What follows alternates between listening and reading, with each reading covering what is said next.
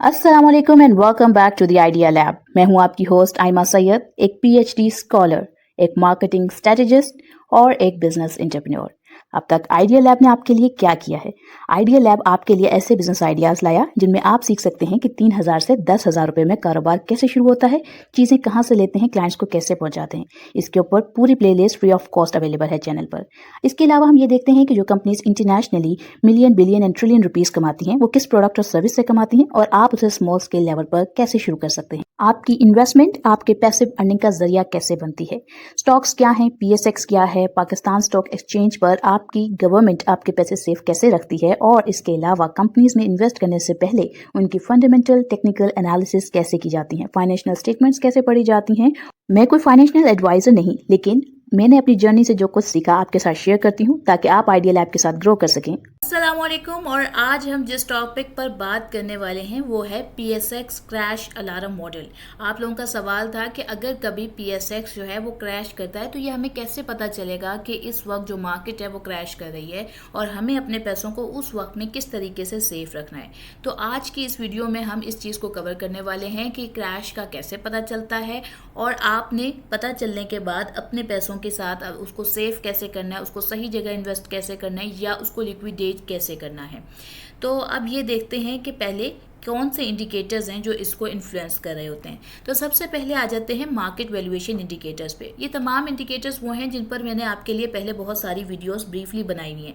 Even P over ई ratio, dividend yield, इस पे तो हमने वैल्यूएशन रेशोज, इन पे तो मल्टीपल वीडियोज़ और फाइनेंशियल स्टेटमेंट के थ्रू हमने उनको कैलकुलेट भी किया हुआ है और बहुत सारी चीज़ें हम इस तरीके से ऑलरेडी कवर कर चुके हैं। लेकिन स्टिल अगर आप लोग चाहेंगे कि market valuation, liquidity, interest rate ये क्या है और ये किस सेक्टर को कैसे इन्फ्लुएंस करते हैं तो मुझे कमेंट डाउन कर दीजिएगा। फिर हम सेक्टर वाइज इस चीज़ को कवर करेंगे कि किस सेक्टर पर कौन से इंडिकेटर्स जो हैं वो इन्फ्लुएंस करते हैं, मींस के कौन सी पॉलिसीज जो हैं वो इसको इन्फ्लुएंस कर रही होती हैं, कौन से वैल्यूएशन मैट्रिक्स जो हैं वो इन्फ्लुएंस कर रहे होते हैं और फिर उसके हिसाब से भी हम उन चीज़ों को सीख सकेंगे। अब अगर आज के हवाले से बात करें, जो अलार्म मॉडल है इसके हवाले से बात करें तो जो 3 चीज़ें हैं वो सबसे अहमियत रखती हैं। वो क्या है कि जो KSE 100 का पी ओवर ई रेशो है, उसका डिविडेंड यील्ड और market cap to GDP ratio, ये जो 3 चीज़ें हैं इसको आपने सबसे पहले देखना होता है। नॉर्मल मार्केट में जो पी ओवर ई रेशो होता है वो तकरीबन 4 से 6 तक होता है, लेकिन अगर ये 8 से ऊपर चला जाता है तो इसका मतलब ये है कि जो मार्केट है वो थोड़ी ओवर प्राइस हो चुकी है। ये तब भी होता है जब मार्केट अपना ऑल टाइम हाई दे रही होती है और कंटिन्यूस अगर वो 2 बार, अब जैसे अब पिछले दिनों में 2 बार ऑल टाइम हाई आ चुका है तो अब मार्केट ने थोड़ा सा कंसोलिडेट करना होगा। लेकिन इसमें डरने की कोई बात नहीं है, कोई क्रैश की तरफ नहीं जा रहा। लेकिन अगर आगे कोई जंग की सूरत हाल पैदा होती है और उस टाइम पे फिर आप इन पैरामीटर्स को देख सकते हैं। लेकिन अभी फिलहाल ऐसा कोई सूरत हाल नहीं नजर आ रही है तो आप इसके अंदर इन्वेस्टेड हो सकते हैं और उसके अंदर भी कहाँ इन्वेस्टमेंट रखनी होती है वो भी हम आगे देख लेंगे। डिविडेंड यील्ड की अगर बात करें तो 6% से जो नीचे आ जाए या जो आपकी जो जीडीपी की रेशो होती है वो अगर 12% से ऊपर चला जाए तो इसका मतलब है कि मार्केट जो है वो थोड़ी सी क्रैश की तरफ है और ये रिस्क बढ़ जाता है। अब यहाँ मैं आपसे एक टिप शेयर करती हूँ कि आपको ये चीज़ें देखनी कैसे होंगी। आप पीएसएक्स का जो ऑफिशियल वेबसाइट है उसकी जो समरी की टॉप लाइन रिसर्च रिपोर्ट होती है वहाँ पर जो मार्केट समरी आ रही होती है वहाँ से आप इन वैल्यूएशन इंडिकेटर्स को देख सकते हैं और वहाँ से आपको ये आइडिया हो जाता है। अब अगर हम ये बात करें कि लिक्विडिटी और इंटरेस्ट रेट इस अलार्म मॉडल के अंदर कैसे आपको गाइडेंस प्रोवाइड करते हैं, तो ये वो सिग्नल हैं जो बताते हैं कि पैसे स्टॉक मार्केट में आ रहे हैं या निकाले जा रहे हैं। अगर एसबीपी पॉलिसी रेट जो है वो 16% से कम है तो इसका मतलब है कि मार्केट सेफ जोन में होती है। लेकिन अगर ये 16 से 19% पे है तो यहाँ वार्निंग सिग्नल जो है वो स्टार्ट हो जाता है और यही अगर 20% से ऊपर चली गई है तो समझ लीजिए कि अब लिक्विडिटी का जो आउटफ्लो है वो स्टार्ट हो चुका है। इस तरह अगर जो रुपी हर महीने 5% से, मैं हर मंथ के ऊपर कह रही हूँ कि अगर जो आपकी रुपी की स्टेबिलिटी है यूएसडी के कंपैरिजन में वो अगर हर 5% के हवाले से गिर रही है तो इन्वेस्टर अपने जो पैसे हैं वो डॉलर और सेविंग प्रोडक्ट्स में ले जाते हैं।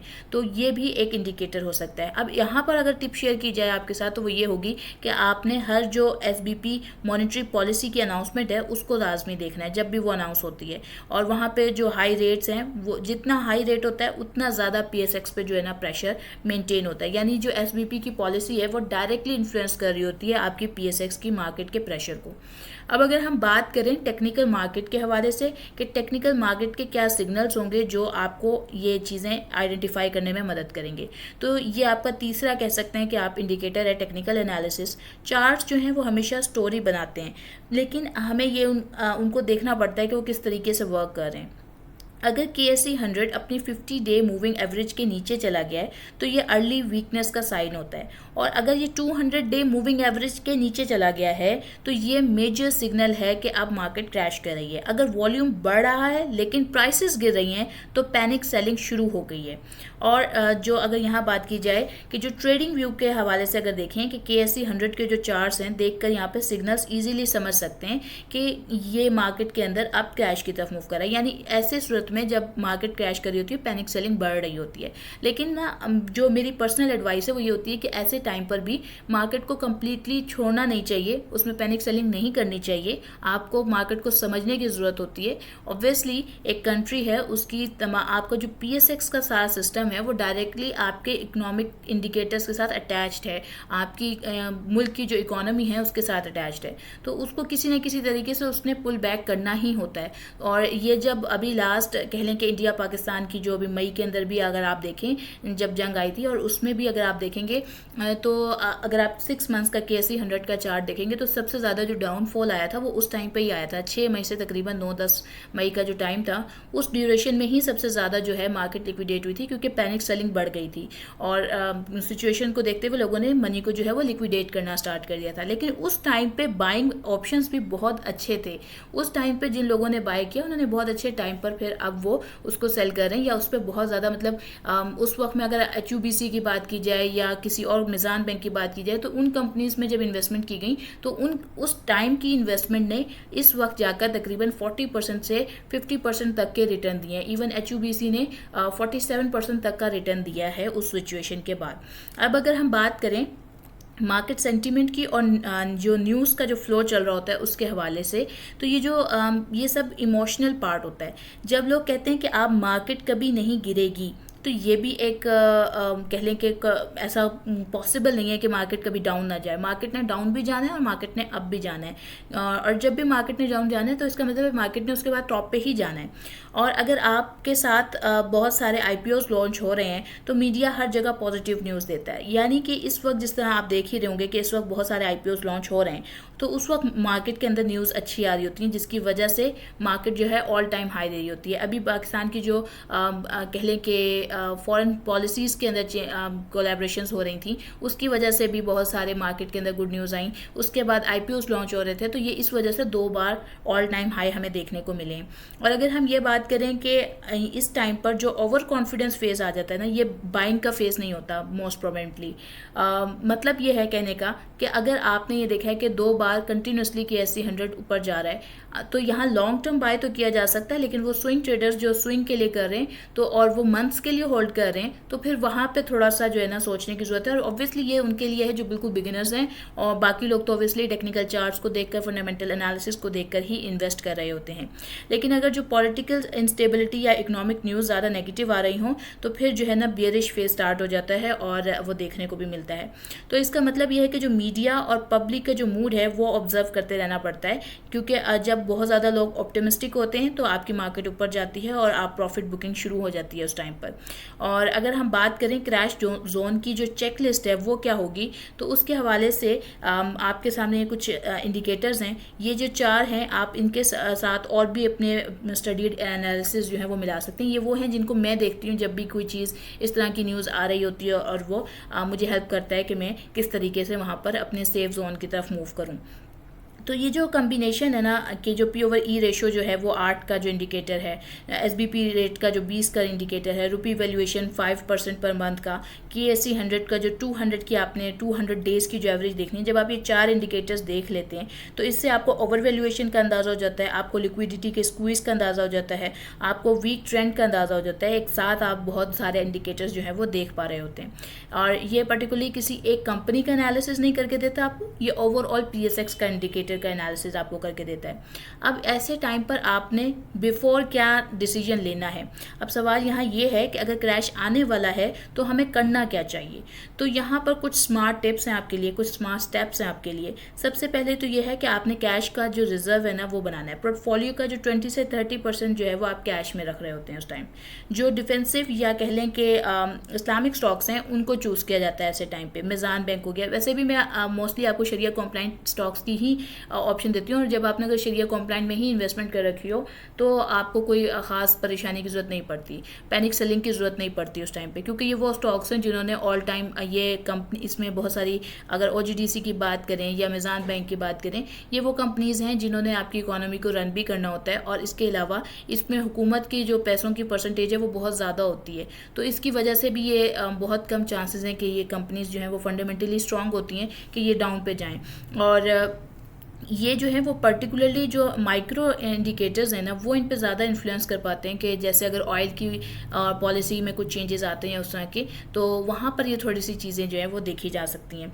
तो आप इन स्टॉक्स में, ये जो पर्टिकुलरली स्टॉक्स हैं, इनमें किसी भी टाइम पे इन्वेस्ट कर सकते हैं। मिज़ान बैंक हो गया, OGDC, HUBC, PSO, लकी, इन सब ने ही अपने अगर लॉन्ग रन में बात करें तो बहुत अच्छे प्रॉफिट्स दिए हैं। HUBC की अभी मैंने पहले भी आपसे बात की कि तकरीबन 47% तक का प्रॉफिट भी इसने दिया है। और इसी तरह से OGDC एक वक्त में बहुत अरसे तक 198 से लेकर 213, 214 तक, अभी जनवरी, फरवरी, मार्च तक में, इस ड्यूरेशन के दौरान में ये जो है ना कंसोलिडेट होता रहा था। और लेकिन उस टाइम पे जिनकी बाइंग थी उन्होंने अब ऑब्वियसली इससे बहुत अच्छे बेनिफिट्स उठाए, क्योंकि उसके बाद ये 270 तक को भी क्रॉस किया इसने। सिमिलरली मिज़ान बैंक जो है ये स्विंग ट्रेडिंग के लिए भी बड़ा अच्छा रहता है, क्योंकि ये आपको 490, 480 पे भी ले जाता है, फिर 391 पे भी आ जाता है। सो इसकी अगर आप और थोड़े से शॉर्ट टर्म पीरियड के अंदर देखें तो ये चीज़ें हैं, लेकिन लॉन्ग टर्म में ये ज़्यादा अच्छे बेनिफिट्स देता है।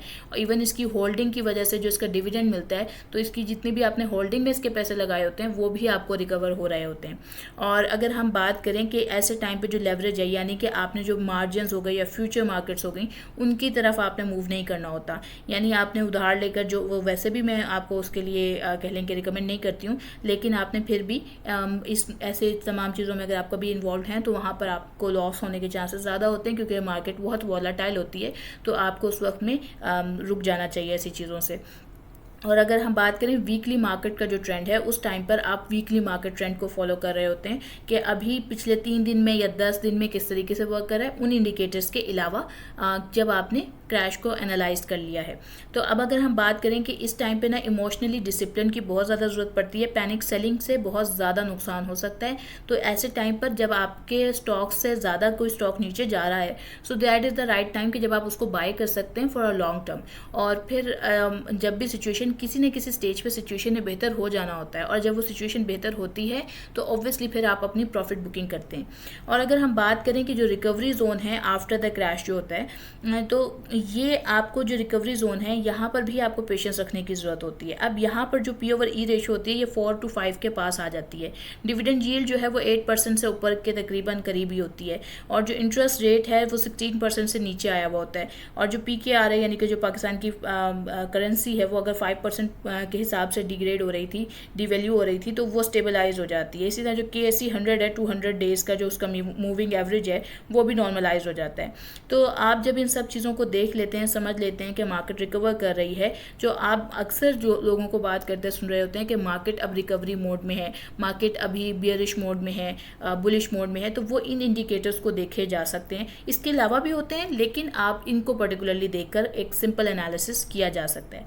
अगर मैं इसके हवाले से आपसे एक फाइनल आउटलुक बात करूं तो वो यही होगी कि आपने ऐसी सिचुएशन में जब आपको लगता है कि मार्केट क्रैश कर रही है, न्यूज़ बहुत नेगेटिव है, मार्केट डाउन जा रही है, कंटिन्यूसली कई दिन तक नेगेटिव में जा रही है, तो फिर आप उस टाइम पर अपने जो स्टॉक्स हैं उनको इस्लामिक स्टॉक्स में कन्वर्ट करें। अगर आपने ऐसे स्टॉक्स में बाई करके रखा हुआ है जो वॉलेटाइल है, तो आप वो ना करें, स्विंग ट्रेडिंग उस टाइम पे रोक लें, और जो है कुछ मनी को लिक्विडेट करके रखें। और अगर आपको जैसे सूरत हाल नज़र आ रही होती है कि ऐसी कोई सिचुएशन बनने वाली है करीब में, तो आप उसके लिए भी, जो मैंने आपको लास्ट वीडियो में डिस्कस किया था, कि जब आप अगर 10,000 रुपये पर महीना इन्वेस्ट कर रहे हैं फॉर एग्जांपल, तो जो 10% का आपका रिज़र्व था कि जो आपने जब मार्केट डाउन जाती है तब बाय करना, अब वो राइट टाइम होता है कि जब इस तरह की न्यूज़ आती हैं तब आप उस 10% का इस्तेमाल करते हुए जो मार्केट के अंदर आपके स्टॉक्स की बाइंग थी उनको एवरेज आउट करते हैं, ताकि आप फ्यूचर में जो है वो ज़्यादा बेनिफिट्स हासिल कर सकें। तो उम्मीद करती हूँ आज की ये वीडियो आपको कुछ अच्छा सिखा सकी होगी, आपकी नॉलेज में इजाफा हुआ होगा, और मुझे दुआओं में याद रखिएगा। इंशाल्लाह ताला फिर एक अच्छी वीडियो के साथ मुलाकात होगी। आज के लिए लेती हूँ मैं अलविदा। अस्सलाम वालेकुम।